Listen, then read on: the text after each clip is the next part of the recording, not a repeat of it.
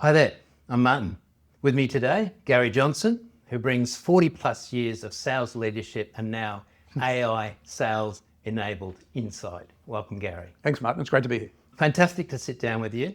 I've been following your LinkedIn blogs and Substack. You tell a compelling story with insights from experience and the impact of AI on sales. And you call yourself the last human seller. By saying that, what are you pointing at and what do you think most sellers are getting wrong about where this is heading? Great question. I think, first of all, if I'm really the last human seller, then our industry's got a few more problems than just AI. But look, I'm trying to be deliberately a bit provocative with that statement. The conversation in the industry about AI right now is really all about either it's all boom or it's all gloom. AI is going to take all of our jobs and no one will be working, or AI is going to create nirvana for everybody. And the reality is it's somewhere in between, I think. The real opportunity with AI is it's giving us an opportunity to be more human, I think, in the way we go to market and the way we sell and the way we operate. So I think that's really the thing that I'm trying to get people to think about and focus. My kids jokingly sort of said to me, if AI is going to take over all the sales jobs, is my job gone? Yeah. And I don't think there's any chance AI is going to do that until it can learn to expense a martini at luncheon, right? So. Absolutely. Gary, there's a lot of noise about AI replacing sellers. From what you've seen, where does AI generally add value and where does human judgment still matter more than ever? That's really good. I think the thing that you need to understand about AI, it is artificial, it's not intelligent. AI is really strong pattern matching. If you think of an algorithm that can take huge amounts of data and look to learn and understand what the patterns in that data are, and from that make predictions about what can happen next. So it's really good at doing the administrative stuff, right? Yeah. All of the very simple, repetitive, data-driven stuff. What it's not good at is context. AI can process all of your CRM data and determine how your deals are progressing in terms of a standard way of operating. But AI can't know that the CIO hates the CFO, and that's why the deals are getting stalled when you're getting to closing period. It's that judgment piece. It's that piece of judgment where the human context gets brought into view. I sense that some parts of the sales role are already dying. Which bits do you think quietly disappear over the next few years, even though no one's really saying it out loud at the moment? It goes back to what I said about AI being able to do things at scale. If you think about the repetitive tasks, updating CRM, being able to do outbound, automated outbound, that kind of stuff, less and less people involved in that. I don't think there's ever going to be a case where there's no people involved. That's one of the key things I talk to people about is we can't have AI or human. It must be AI and human. Yeah. We need humans in the loop to actually have the guardrails, to be able to look at when the processes aren't quite working right and being able to tweak them and change it, add that human dimension, that empathy. I like that guardrails idea. Yeah. So use it to help you be more efficient, do some of the tasks that are repetitive, administration stuff, but you still need to add that human element to it. That's the context. You being able to go as a salesperson, sit in front of your client, by the way, multiple stakeholders, not just a single individual, and be able to understand the context for each of those people. AI can't do that. If we fast forward 5 years, how do you define a truly great seller? What are they doing differently and what current skills just won't matter anymore? Yeah, I think it comes down to that human empathy piece again. Product knowledge, don't worry about it. AI can understand that stuff much better and display it more quickly than you can as a person. Your customers' AI can understand that stuff much better than you can, so you don't need to be able to deliver on all of that kind of stuff. But I think what we'll see is the situation where sellers 5 years from now will be doing more of the, I would call it the therapy for their clients, right? Yeah. It's basically helping them understand what are the real issues inside the business, what is it the challenge they're trying to get, and more often than not, how does the seller help them deal with the fear of it going wrong? Which again, AI can't help you with. The other thing is your international experience. So you worked across Japan, Singapore, Australia, over 40 years there. Are there markets where AI-generated outreach fails faster? And what did you learn the expensive way about earning trust in cultures where relationships take years, not milliseconds? Yeah, look, one of the things I've learned over the years in Asia Pacific is it's the cultural dimension, it's the cultural context. Even without AI, I've seen over the years situations where international companies come to the Asia Pacific, they open up a business, but they try to bring either an American or a European context to Asia Pacific, and it doesn't work. You have to be able, again, contextualize for the local market. AI just accelerates that problem.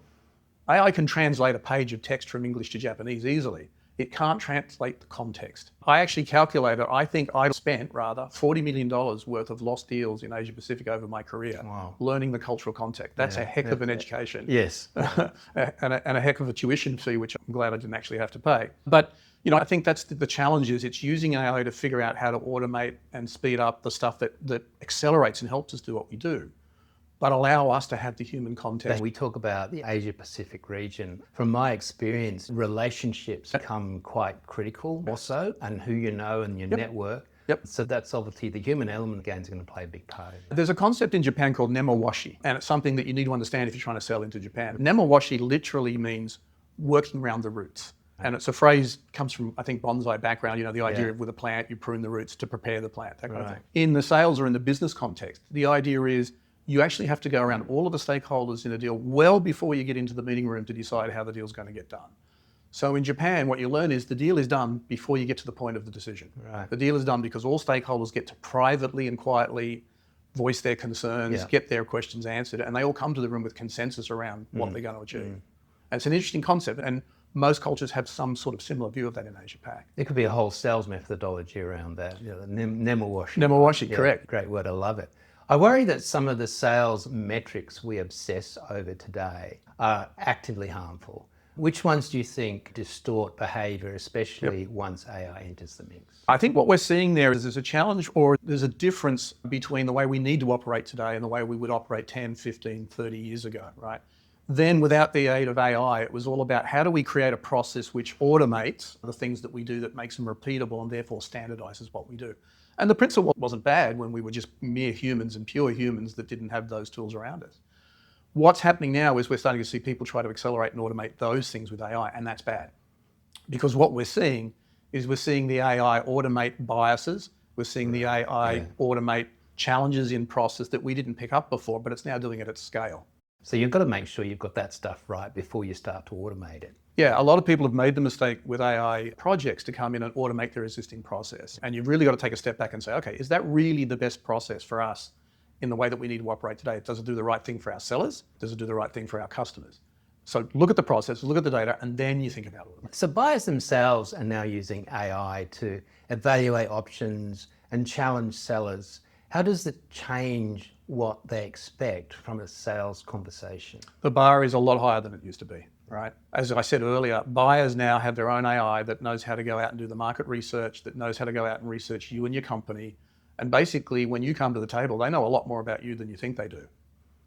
So it comes back to the change that the seller has to make is to become more human, is to build the trust, to build authenticity. It's not about everything you know and what you're going to get right. It's what are you going to do to build trust and to build relationships when things go wrong, right? Because not every project is a success. Not every project that the customer has is a success. And I think one of the fundamental things that people are overlooking is that the role of the seller and the sales organization is to build the relationship, the trust, the rapport with the organization that they're dealing with. So that over the long term, multiple transactions get done. And they get done from a position of trust where people understand how they're helping each other and how they're working together. I'm thinking about the competitive edge has shifted as well there because everyone knows everything about every product and all the features and that. And so it comes back to your point, Gary, about it's the trust that adds value now and gets you that competitive edge. Yeah, it's being able to sit in front of a customer and say, I don't know the answer to that. It's being able to sit in front of a customer. I had a situation in Japan one time where we were trying to do a deal and we were being coached that we needed to go in and tell the customer that we had all of the answers to everything. But the customer is smarter than that. They've been doing this for years themselves. They understand that when things go wrong, what they need is a partner that is going to be there to actually help them figure out the solution to the problem. And this is why, in particular in Japan, I get asked by executives out of the US often, how long does it take to do business and to build a position in Japan? The answer is 3 to 5 years. And if you're not prepared to stick that out, don't start. So it takes time to build that position of trust and to build that relationship where they know, not that you're going to get everything right, but that when something goes wrong, you'll be there every step of the way to help them solve it. Gary, what are sales leaders doing today that looks successful on paper, but is quietly setting their teams up to struggle in the next 2 to 3 years? Yeah, it comes back to one of the things we were talking about earlier about automating processes. I think we're still seeing a lot of sales leaders automating processes that they grew up doing maybe as an individual contributor. Yeah. So that world is gone. That world has changed. We're now in a situation where we need to step back and think about the process in the context of operating with our customers today.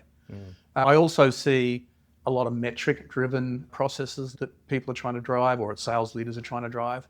And the challenge with that is I think some of those metrics are probably the wrong metrics for today as well. I think it comes back to your point about the human element. You and I have worked in great sales organisations, and what's really struck me is the metrics are one part of that, but I've seen the good sales leaders really understanding the human element involved in the deal. 100%. And it's not wrong to automate processes. It's not wrong to get AI to automate things and to take things to scale that we've typically done human. That's all good.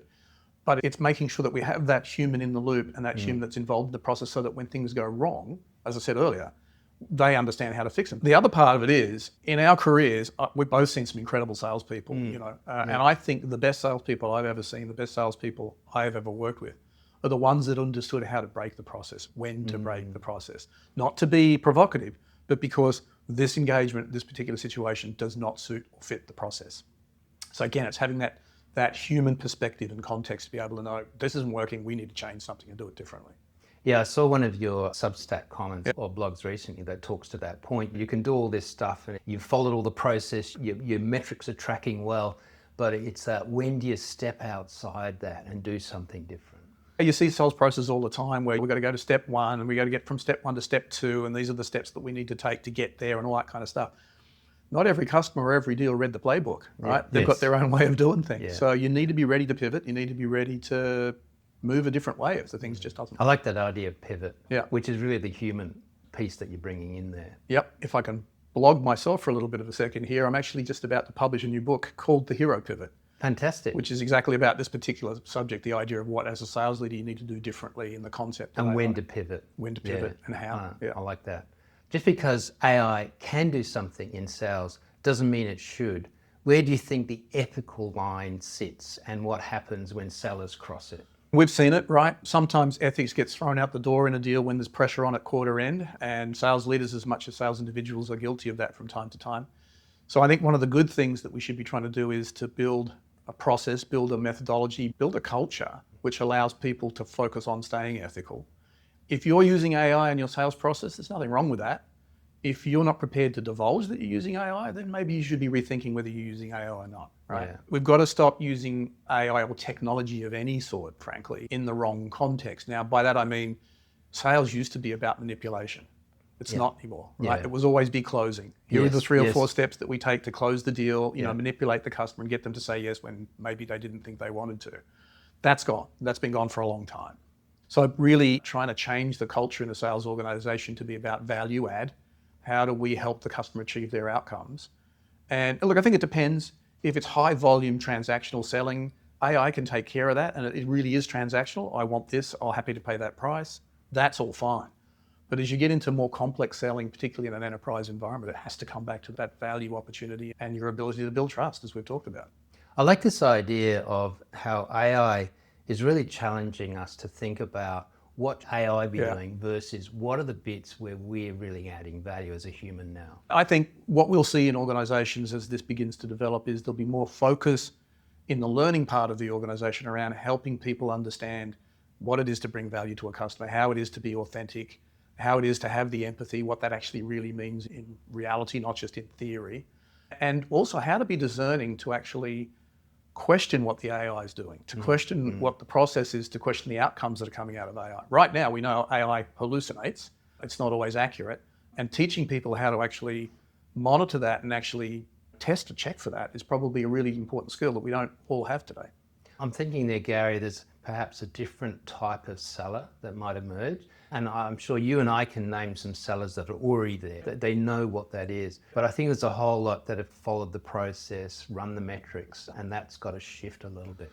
Definitely. I think in the past, we've tended to bring into the business, recruit, train, promote sellers, people who understood selling process, people who understood how to move customers through our process. I think that's less required these days. I think it comes back to the point that we talked about of context. I think nowadays, the context in which the customer's operating is important. And I actually think we'll start to see people getting into selling that actually don't have a sales background, but they have an industry background. They have a specialization in a particular set of processes that are valuable to a customer. They don't need to understand the process. AI can take care of the process. They need to have the context and the empathy. I like that, the empathy, the ability to engage with the customer. Yeah. And have enough knowledge around, if it's medical sales, having knowledge of medicine, having knowledge of the medical processes, what happens in a hospital or an operating theatre or a doctor's surgery, that's probably more valuable in More the of an context. industry focus. Correct. Yeah. You started selling door-to-door artwork. I love the story at 16. Yep. Pretending to be an artist. What would that 16-year-old need to learn and unlearn to build a career today? Yeah, the ad that changed my life. It was in one of the local daily papers. I was 16. I just dropped out of school. I'm a high school dropout. I'm afraid to admit it. I was sitting at home and this ad popped up in the local paper which said, "Do you have long hair, a beard, and want to make a lot of money?" And the answer was yes, yes, and heck yes. So I joined a company which was basically, there was about 50 of us that would go out and knock on residential doors in an evening and tell people that we're an artist, we're a struggling artist, and we would sell them artwork. What I learned really quickly wasn't selling artwork, I was selling stories. We were selling a value proposition. We were selling a piece of entertainment where the family got to hear some stories that excited them and bought a painting as a result of that. And I think that's still the context today, or still the case today, when you're working with a customer. Yeah, you're selling value, it's reality. But the point is, it's the conversation around how the customer's going to achieve the value and you being able to articulate that and help them move them on that journey, telling them stories that help them get down there through their process. So does it come back to how they feel about the product or your organisation? I think it can. I think it comes down more to having a real desire to want to help the customer achieve their outcome. You don't have to know the product. AI can help you promote the value of the product, its features and the functions of the product. But like I said earlier, if we're talking about more industry-oriented or more process-oriented people who understand the value, the challenge, the potential that that customer's trying to realise, then being able to help them along that journey with a story is important. The other thing I would say to the 16-year-old salesperson or any early career salesperson out there is, don't be afraid to take a risk. My career's been a great career. I've loved every second of it. I continue to love it. I'm never going to give this up. But it's not been a straight line. There have been plenty of times in my life where we've had to zig or zag, and plenty of times in my life where things didn't go right and you had to pivot and figure out what to do next. So don't be afraid to take a risk. Calculated risk, don't be silly, but opportunities come sometimes from where you least expect. That brings us back to your book, Gary. So what was the title again? The Hero Pivot. The Hero Pivot. Yeah. And what's roughly the content in that? It's basically looking across my career over the last 40 odd years. It's not all about me, but it's like, what were the life lessons like selling art door to door that I learned about being me, but also learn about the career and the profession of selling. And then there was a couple of other anecdotes through the book of experiences I've had that have taught me how to pivot or when to pivot. And then there are some musings and some observations about things I've seen in the industry over the last 40 years. And really, what it comes back to is, what does it really mean to be a leader in the sales organisation in this environment today with AI and everything that's going on in the world? Fantastic. I look forward to the book. Thank you very much for today. There's some great insights that I think people are going to get from this. It's been a pleasure, Martin. I've really loved the opportunity to have a chat.